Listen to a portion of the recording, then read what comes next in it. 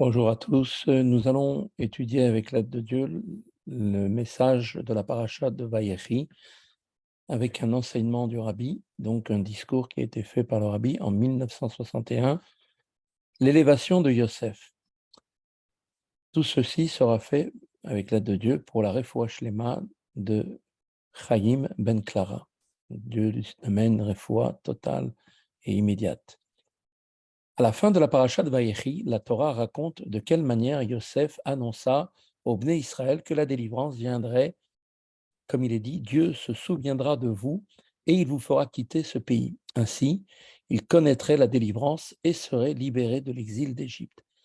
La descente en Égypte avait d'ores et déjà, comme on le sait, été le fait de Yosef. C'est sur son intervention que Yaakov et ses fils étaient venus en Égypte.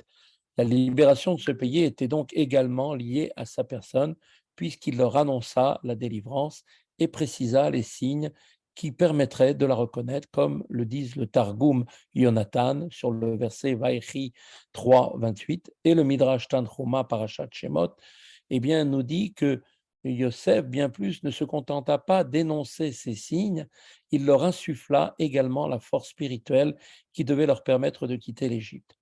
Alors la question qu'on peut se poser, c'est pourquoi l'Égypte et la sortie d'Égypte sont-ils précisément liés à Yosef Hatzadik? Nous le comprendrons maintenant en définissant au préalable quelle était la grandeur de Yosef, qui de certains points de vue dépassait non seulement celle de ses frères, mais aussi celle de notre père Yaakov. Et c'est du fait de cette grande élévation morale qu'il occupait d'ailleurs physiquement des fonctions d'un roi, comme nous l'explique le Torah Chaim à la parashat Vayechi, page 103b.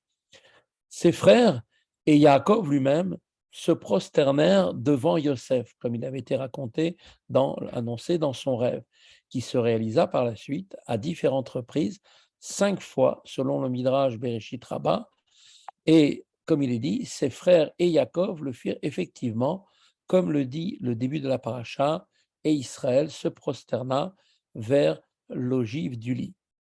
De fait, toutes les situations, comme nous le savons, tous les événements survenant de manière matérielle dans ce monde découlent de situations et d'événements similaires dans leur dimension spirituelle.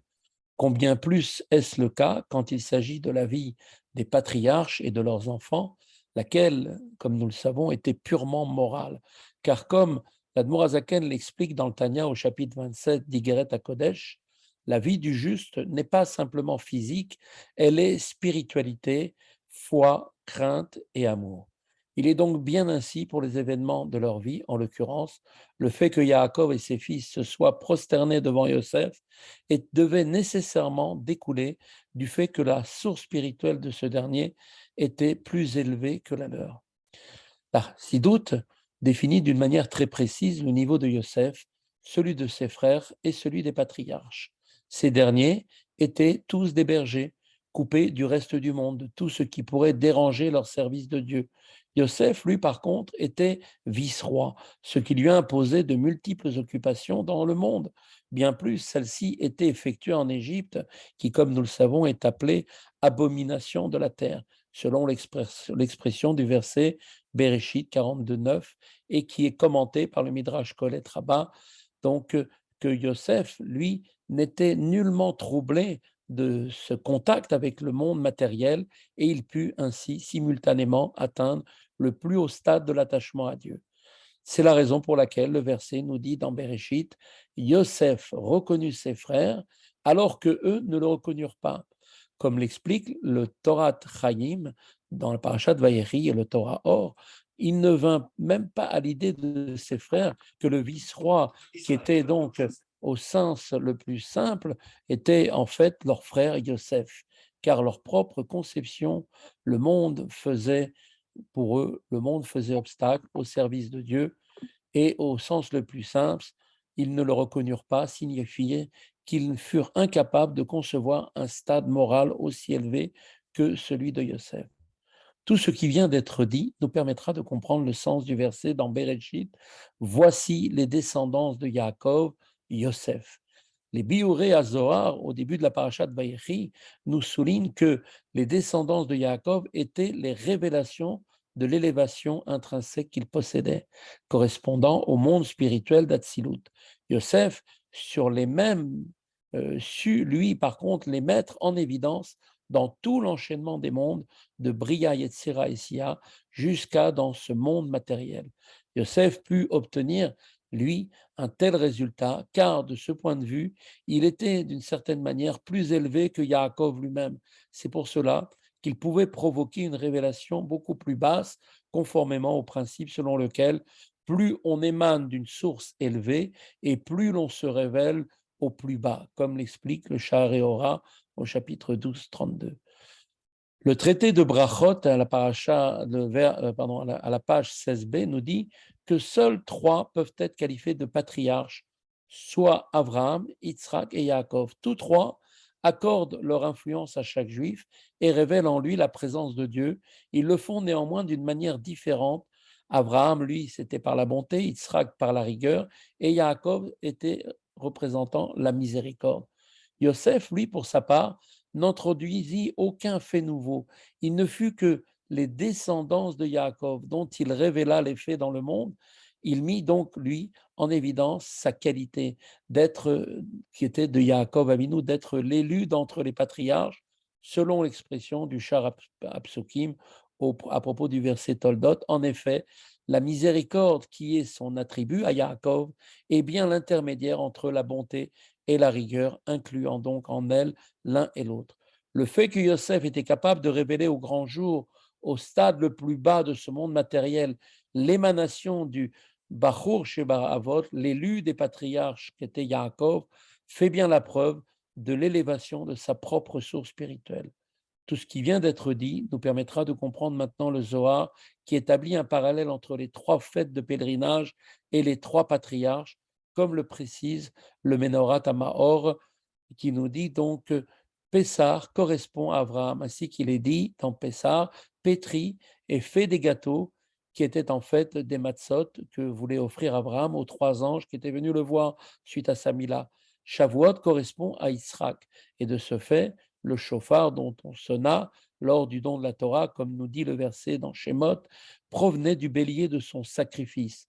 Selon le Pirkei des Rabbi Eliezer, à la fin du chapitre 31, Sukkot, enfin, correspond à Yaakov, à propos duquel il est dit dans Bereshit, il fit des Sukkot pour son bétail lorsqu'il rentra en Israël après être resté pendant 22 ans chez Lavan.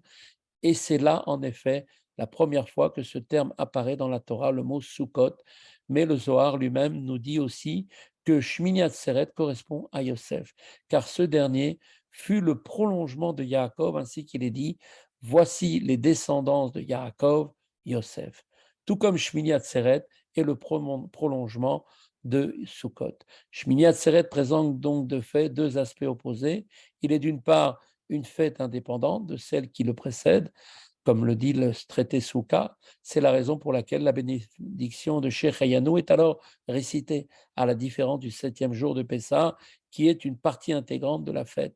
Pour autant, il s'appelle bien Shmini Atzeret, c'est-à-dire le 8e jour, et donc prolongement de Sukkot. On fait la relation entre Shmini Atzeret et Sukkot est la même que celle qui existe entre Yosef Hatzadik et Yaakov Avinu. Le premier est bien le prolongement du second, puisqu'il révèle ses accomplissements ici-bas. Néanmoins, il le fait de manière à ce qu'il puisse mettre en évidence un stade aussi élevé dans ce monde, fait la preuve de sa qualité intrinsèque que Jacob lui-même ne possédait pas. Pour pouvoir maintenant comprendre la réalité de tout cela, alors il faut savoir que, bien évidemment, donc l'enseignement pour nous est le suivant de cette paracha, c'est que chacun d'entre nous doit savoir que il est lui aussi maintenant considéré comme étant enfant de Yosef, puisque nous sommes les descendants donc aussi de Yosef. Comme la Torah le dit, nous sommes appelés les fils de Yosef.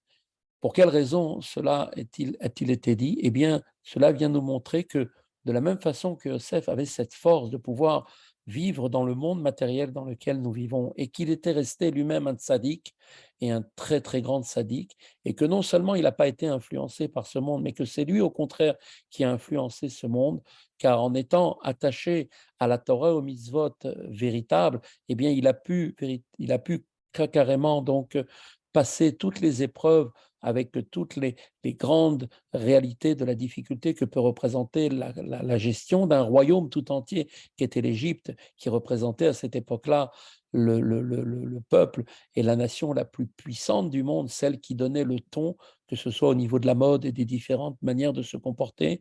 Eh bien, Yosef, en étant resté attaché à son héritage, être un juif, est resté un tzaddik et il a accompli toutes les mitzvot comme il se devait et de la manière la plus haute, tout en étant bien évidemment dans ce monde matériel.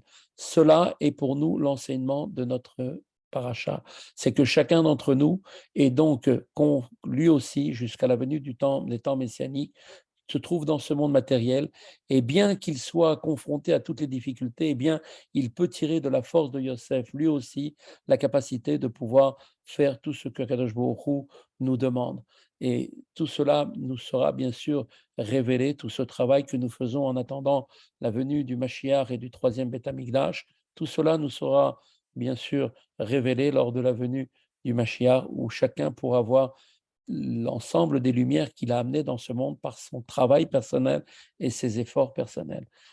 Voilà, sur ce, je souhaite à tout le monde un Shabbat Shalom et que l'on n'entende que des bonnes nouvelles et Vaïchi, que chacun retrouve une vitalité, une vie éternelle, la vie de Torah Mitzvot. À bientôt.